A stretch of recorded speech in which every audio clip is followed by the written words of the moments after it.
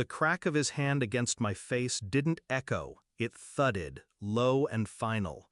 My head snapped sideways. The taste of blood filled my mouth. My parents were standing in the doorway. Their eyes flicked to the bruise blooming on my cheek. Then they looked at each other and left. No words, no outrage, just the sound of their shoes on the tile as they walked away. My husband smirked. They know better than to interfere. I didn't reply. I just stared at him, calm, like I was memorizing him. Before the rot. We met at a friend's wedding. He was charming, attentive, the kind of man who pulled out chairs and remembered how you liked your coffee. My parents adored him instantly, said he was solid, ambitious, a provider. At first he was. Flowers at my office, surprise trips, late-night whispers about our future. But control doesn't start with a slap. It starts with small permissions stolen. Who you see, what you wear, where you go. I didn't notice the bars of the cage until the door clicked shut. The shift.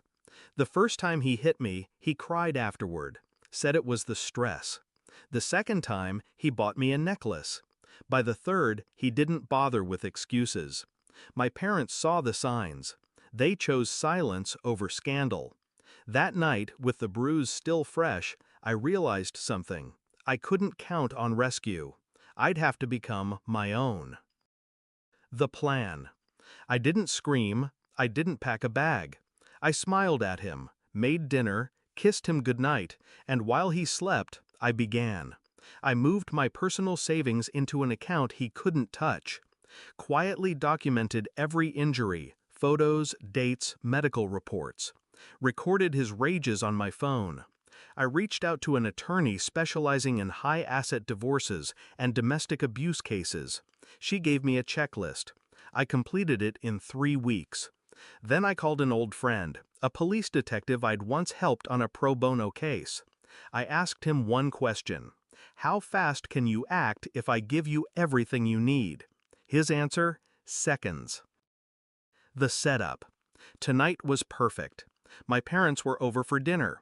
He liked to play the perfect husband when they visited, polished, polite, full of jokes. Until I disagreed with him about the wine. That was all it took. The slap. The smirk. My parents leaving. He thought I'd been humiliated. But really, the moment he laid his hand on me in front of witnesses, he gave me exactly what I needed. The call. I went upstairs, locked the bathroom door, and dialed my detective friend. It just happened, I said. 10 minutes later, the police were on their way, with an arrest warrant already signed based on my months of evidence. The confrontation. I came back downstairs, hair brushed, lipstick reapplied, bruise still raw on my cheek. He was in the living room, pouring himself a drink. "Where'd you run off to?" he asked, smug. "To make arrangements," I said. There was a knock at the door, sharp, official. When he opened it, 2 officers stepped inside. "Sir, you're under arrest for felony domestic assault, coercive control, and financial abuse." His face drained. "This is a mistake." "No," I interrupted. "It's evidence." They read him his rights. He turned to me, eyes wild. "Please, don't do this." And then he was on his knees, hands clasped, begging. I just stepped back, watched as they cuffed him and led him out. The return. My parents walked back in just as the squad car's lights lit the street.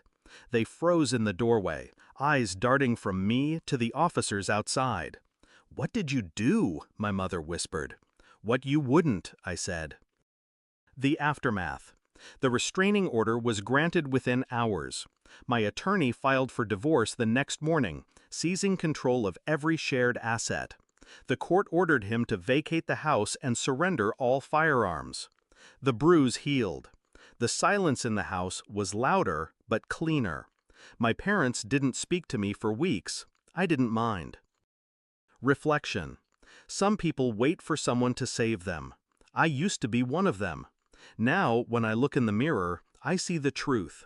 I am the rescue. And the next time someone hits me, there won't be a next time.